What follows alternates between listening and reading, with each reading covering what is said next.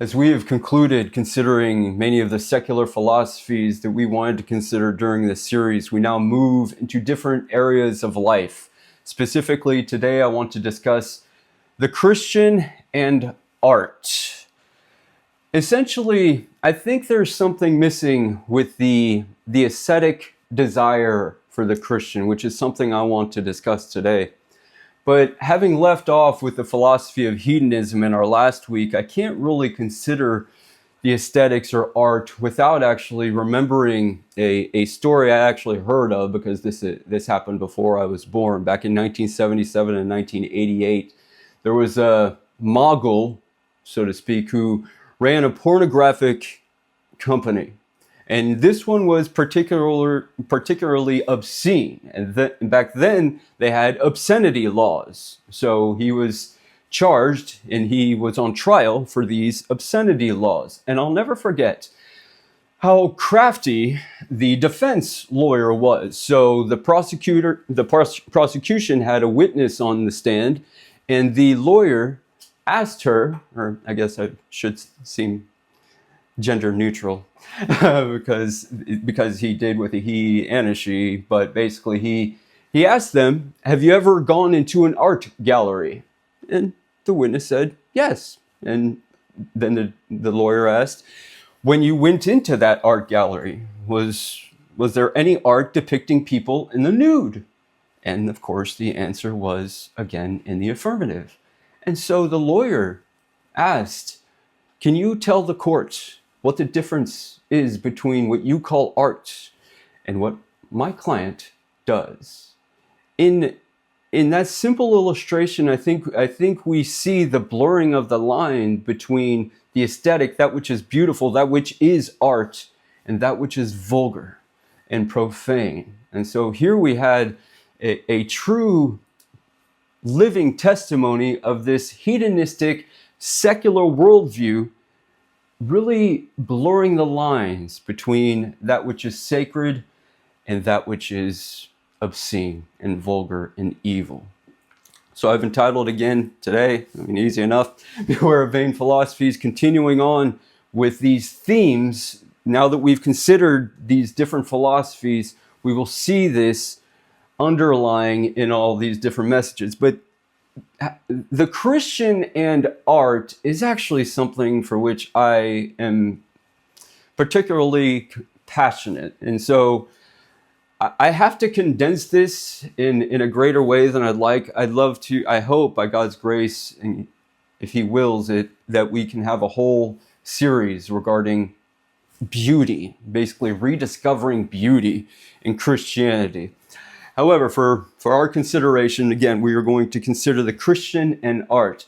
Now, within Christianity, within theology, we basically see a triad of virtues essentially pointing us to God. Okay, basically, these are the natures that God has, and so we find the essence of these virtues in Him. The first is the good. Okay, this is one of the virtues that point us to God. Now, when we're talking about the good, we're talking about the science of ethics, okay? And then next we have the true. And so when we're talking about the good, we're talking about ethics. When we're discussing the true, we're discussing philosophy and, or my favorite science, epistemology, okay? This is how we know what we know. How do we distinguish between that which is true and that which is false? But sadly for the Christian, this is basically where we live. The good and the true. Good enough. Now, these are to be distinguished but never separated. You can't have the true without the good. You can't have the good without the true. In addition to this, the third virtue is the beautiful.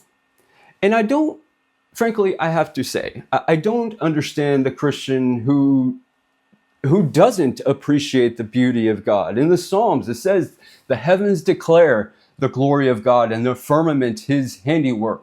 Beauty is of God. And we first see this canvas, this great panorama of wonder and beauty in His creation. My favorite place to talk about beauty, other than my sweet wife, Sarah, but an actual place, is pretty much most golf courses. I've had the privilege of playing on many golf courses. I've played on professional golf courses. It's not like Okay, this was on somebody else's dime, admittedly. I can't afford that.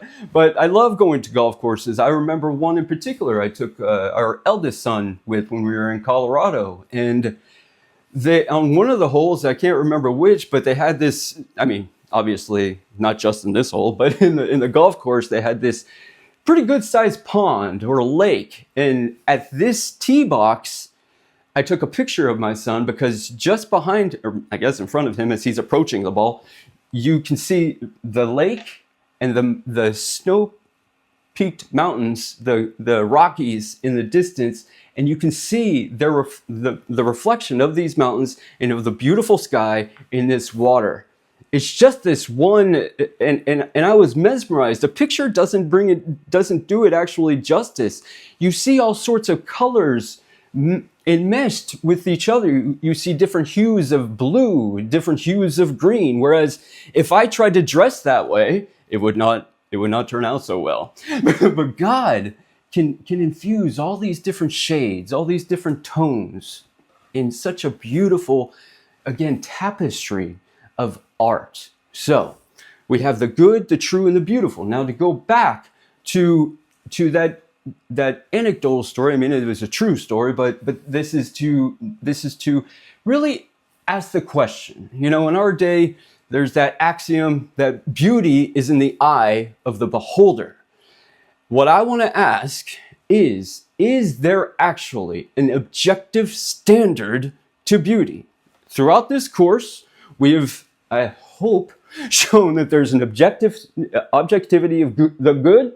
We have an objective truth, but sadly, in our day, where we live in a world where there are truths and no truth, there are purposes and no purpose, there's that which is beautiful, things that are beautiful, with no objective beauty. And so there's this idea where beauty is in the eye of the beholder. So again, the question is there an objective standard? Since we know there's an objective standard for the good and the true, can we likewise see it with the beautiful?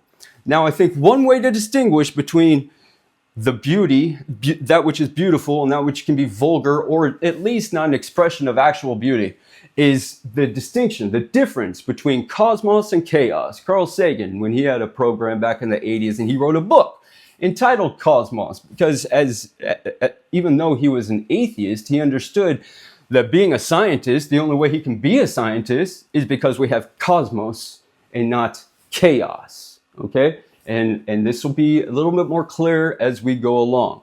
Now, Aristotle. Okay, first of all, in Plato, going back to philosophy. Okay, this is where all of this is going to be. This is where we're returning to considering these philosophies. So, starting with Plato, Plato established his academy. Okay, the school of the academy. Sadly, his student Aristotle wasn't his predecessor, so he didn't take up for the academy, so he started his own, the Lyceum. Anyway, but at the academy, he had a sign at the entrance into the academy that said, "Let none but geometers enter here." Plato had come across the Pythagoreans, who basically instilled a whole philosophy based on numbers. I don't really want to get into that right now, but the question is, why this sign, "Let none but geometers enter here"? Was he basically saying, I only want geometry teachers, I only want people who know how to measure triangles and cubes and prisms and all the rest? Or, this is actually why, so I'm not asking, but was he, the reason, what he was articulating is, only those who can see the cosmos, who sees the order in life, or at least are pursuing this order, let them enter here. And there's actually a phenomenon called chaos science, which is actually an oxymoron, because when people talk about this chaos science, what they assume is that they're doing is much like what they're assuming anyway is that this is a science studying chaos. And actually what they're doing is seeing certain phenomena that look chaotic and finding the order and the structure that is there. So the distinction between cosmos and chaos is going to be the beginning portion of how we define beauty and so on. Now, again, Plato's student, Aristotle, actually developed. I mean, he was the Renaissance man before there was a Renaissance. He was very proficient and efficient in many different kinds of studies. I mean, basically, he wrote a book on physics. I mean, he was. That's why he's seen as something of an empiricist. But he had different rules, basically, to determine that which is beautiful. And this was actually taken up because many Christians will balk at the whole idea of a philosopher, of a pagan philosopher, and learning from these. I think we should praise God that anybody, even in a fallen nature, can see the general revelation of God, which he gives to everyone, and glean from that certain truths of God. So these four that we won't have time to really get into are proportionality, harmony, simplicity, and complexity. Now, obviously, you see the simplicity and complexity seem to be completely divergent and completely different. Now, all I want to say here at this point is that simplicity is different than simplistic. Okay, you can have a certain degree of simplicity in the beautiful without it being simplistic, because if it's simplistic, then it's boring and therefore not beautiful. But there needs to be, and I'm going to show you some art to basically to show this. Okay, now the German philosophers, when they were talking about capturing an idea in order to create art, what they called it was the fruitful moment. The fruitful moment. Okay, now in the German, the word moment actually means the blink of an eye. So basically, the artist is looking for this specific moment in whatever he's drawing or whatever he's creating, and trying to capture that in a way that will produce a moving heart and a moving mind, a consideration, a meditation, an appreciation for art. So that's the fruitful moment. Okay, now so Michelangelo, when he carved David, this began as a stone, just a stone. And he had to think in his mind, what is that pivotal, what is that fruitful moment of David's life where I can fix it in time and space, where it will just resound for the rest of time, as long as it stands, to communicate this fruitful moment. And so here's David with the sling. He's got the sling over his shoulder, and you see his posture. He's not running into the battle. He's not attacking Goliath just yet, but he's ready.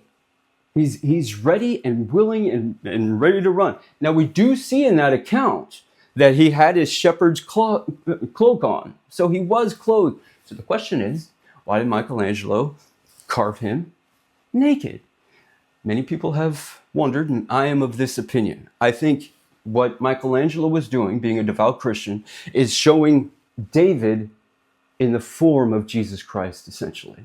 Jesus Christ definitely has conquered the enemy of death, the giant called death, and he was ready and willing, but he didn't go run to the cross.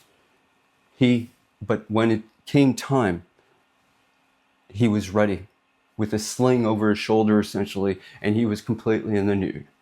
He was crucified in the nude. And so I think Michelangelo is basically showing the nakedness, the vulnerability of this fruitful moment. We see this, we think about this battle between David and Goliath as this, little man, wee man, big man. And certainly that's true, but there's a lot more involved with that fruitful moment. Now, one of my favorite artists, if not my favorite artist, is Rembrandt. Now, sadly, I have the paintings from the Louvre, but it's Rijksmuseum in Amsterdam. They have the Christ in the Storm on the Lake of Galilee, and I just can't. I would love to be blessed to go to Rijksmuseum. Apparently, they have these all lined up, and again, I can see pictures and stuff, but that's not the same. And where they all kind of flow. And you'll see with Rembrandt, he always has this cascading light somewhere, which we'll see here in a second.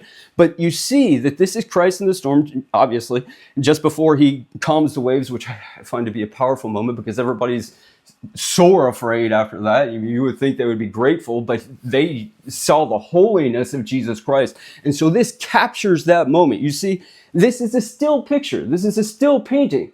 But when you see it, it's almost like you see the waves moving, the light contrasting to the darkness, and so on. He also painted one with Christ descending on the cross, where he has a self-portrait there helping Jesus down. It's beautiful, but he has to think of these fruitful moments and then encapture them in a still picture that kind of embodies movement. But one of my favorite paintings of him, in the little time that we have, is Jeremiah lamenting the destruction of Jerusalem. Now, here we see the prophet obviously quite sad, mournful, mourning. He was called the weeping prophet. He is called the weeping prophet because as much as he had to deliver the oracles of the oracles of woe, ultimately judgments coming from God, he lamented the destruction of his people and of his city. This is the city of God being destroyed, and everybody's being taken into captive. Now again, you see this light basically shining into his room, basically where his room is. And obviously you see this big old book here, and he's leaning on it. You know, it's like he's just exhausted in his weeping, and he's leaning on his hand and also on the Bible, because this is still where he finds his rest. And then if you look in the background, you see people. See, you can look at this painting and find something new every single time you look at it. But you see people running. You know, you see flames, you see the destruction going on, and you can see it somewhat in the background in some of these areas as well. So this is the expression, okay? This is the proportion and harmony and simplicity and complexity all converged into one, okay? In all of these different art pieces. Now, I want to briefly consider, I want to transition from the arts, the physical arts with paintings and statuaries and so forth, and move into music. I find it fascinating how moving music can be. I think if any one of us were honest, and I think we would be ready to say how moving music can be. And as I began this series with the fact that Andrew Fletcher, who was a Scottish philosopher and politician, said, "Let me write the songs of a nation. I care not who writes its laws."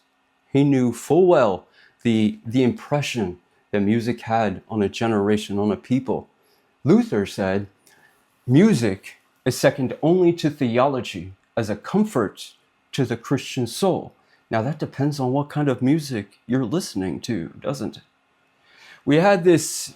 We've moved from in the Western musical scene from that which was at least an expression with some good and some truth to vulgarity, to utter vulgarity, and ultimately almost, if you listen to the lyrics, which very few do, and the tone and the music will even move you to this. There are many there are two, again, anecdotal stories of men who killed their parents, and they were asked, when did this start? How did this perversion begin sneaking into your life? And both of them, and again, to what extent you actually attribute this specifically to that, they certainly thought it began with the music they listened to. Rock and roll, hard metal. And it wasn't long after that they moved into Satanism. And then in order to be accepted into this cult, they had to do something absolutely terrible, which was to kill their parents. So again, it started with the vulgar, and then it just moved into more vulgarity, and then the worst of vices. Now, in music, again, with the time that we have, we want to very quickly go through this. Essentially, you have four different modes or settings or things through which we want to establish music, okay? You first begin with melody, you go to harmony, and you have a rhythm, then you have timbre, okay? And the reason I wanted to kind of... Timbre is at least a little less known. I mean, most of us know what melody is, most of us know what harmony is, most of us know what rhythm is, but very few of us even know that this is pronounced timbre. So timbre really refers to the notes and the different tones that each instrument plays. If you play the middle C on a piano, it sounds one way. You play middle C on a violin, it sounds like another. And on and on and on. Cello, you got that deeper string noise. But you can play all those at the same time and create harmony and create a melody with a rhythm. Okay, so the timbre basically is just the same note, or you can have the same note being played by different instruments. Also, obviously, the vocals on this note will sound different, especially mine, from that which plays on these instruments and so on. Now, what I want to talk about with this, humbly, okay, that in Christianity, when at the turn of the 20th century, well, a little bit later, going into the 20th century, churches began being seeker-friendly churches for reasons for which, and I don't really want to get into here, but being seeker-friendly churches, they wanted to establish the mood, the liturgy, and the music being sung at these seeker-friendly churches. And so what developed out of this is what's called praise music, where traditionally we have the hymnody. Now, this is where I need to pause for just a second, lest I be accused of being an absolutist on one way or the other. I have a very wide range of music I love.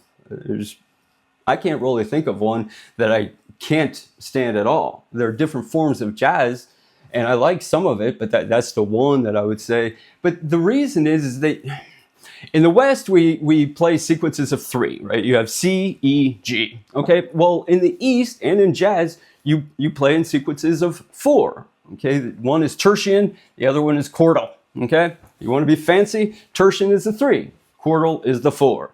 And you can build upon that. You can go to quintal, and you can keep on going really to the 13th. But jazz, it seems like it doesn't have a rhythm. It doesn't have a math. It seems like it's random. But it all exists and is all played actually with a mathematical structure to it. They might not be able to articulate it. In other words, because jazz actually means improvising. That's what they're doing. But they're improvising with the set, structures that is already within music. But that's the beautiful thing about music, and that's why we can have such a wide variety of music, because you take basically 12 different notes, and you basically have an infinite number of ways you can play these notes with a certain melody, with a certain harmony, with a certain rhythm, and a certain timbre. Okay, now what's the difference between praise music and hymns? Okay, praise music is, simply put, again, more for the seeker-friendly. Ultimately, those who are just now converted into Christianity. I mean, so the idea was that if somebody was converted to Christ and came in, and all you're hearing are these profound hymns, and they might get lost in all of the theology, because the hymns are very theological. The praise music doesn't have to be. It's very superficial. It's very surface level. Most of them, okay? There's praise music I enjoy that moves my soul as well, okay? But it will only last so much. I have secular music I still listen to from time to time. But even that, I can only listen to for so long. And then either it just doesn't move, but more often than not, I just get bored. I just get bored. And this is why I think the Christian needs to return to the classical artistry for which we were very well known. Look at the classical arts. It's filled with Christians. Most of the classical arts, that for which many people go to these museums, are painted and built by Christians. So, in 1 Corinthians chapter 13, verse 11, Paul said, "When I was a child, I spoke as a child, I understood as a child, I thought as a child. But when I became a man, I put away childish things."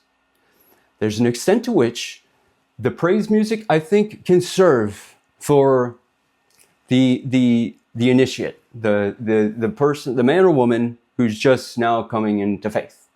I guess if I'm going to have an opinion on this one way or another, then that would be it. But then we mature. We mature and we need to cease desiring the milk and desire the meat. The hymns are filled with meaning, and they have a certain structure to go along with these lyrics. But again, they're very theological. They're foundational on the Bible, not just what I feel.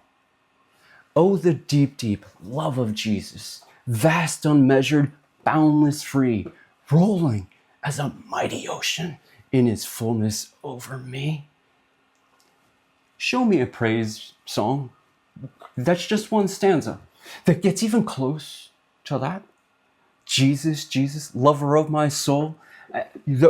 So many of these hymns truly express the beauty pointing to God. So there's such a thing as beauty found in the music itself, but as Christians, especially music meant to move us into that time of worship and time of praise, must be according to his word, must be according to his goodness, his truth, and his beauty. Now, in Isaiah chapter 28, verse 5, it says, "In that day the Lord of hosts will be for a crown of glory and a diadem of beauty to the remnant of his people." Isaiah 33:17 says, "Your eyes will see the King in his beauty." That is our blessing. We see him in his beauty, not in his simplicity, not in this childlike way. I mean, we do initially, but then when we grow, our relationship with him grows as well. And therefore, the accompanied music and art and way of life conforms to that building relationship. In Psalm 29, verse 2 says, "Worship the Lord in the beauty of holiness." God is holy, and at his right hand are pleasures forevermore. He is absolutely beauty. He's the standard by which we can see and determine that which is beautiful and that which is vulgar. Because even in art forms where some Christians will say that it also depends on the form for the Christian. Like they have to either paint or sculpt or write music according to only religious forms, only to Christian forms. I disagree with that. But with a caveat that sometimes the form is the message. In other words, you have, when certain paintings paint in a way that really communicates chaos or just being random. And ultimately, you've seen these just paintings where you just kind of throw paint at a canvas. And what they're communicating is that there is diversity with no unity. You'll see some paintings with just pure black or pure red, just monotone. What this is unity with no diversity. Ultimately, no truth whatsoever. So again, this is an expression. These are expressions of either true beauty or absolute vulgarity. There is no middle ground. There is no middle ground. So the objective framework that we have, now I'd love to take some more time, again, in a series, really delving into this much more. But just to put this simply in this little brief time that we've had together, and then we'll move into literature next week, God willing. But the standard of beauty. That to which we can look to see whether something is beautiful or to determine whether it's beautiful is the goodness, the truth, and the beauty of God himself. Not our goodness, not our truth, not our beauty, but his. He is the standard by which all that is good, all that is true, and that all that is beautiful. Praise be to his glorious name, now and forever.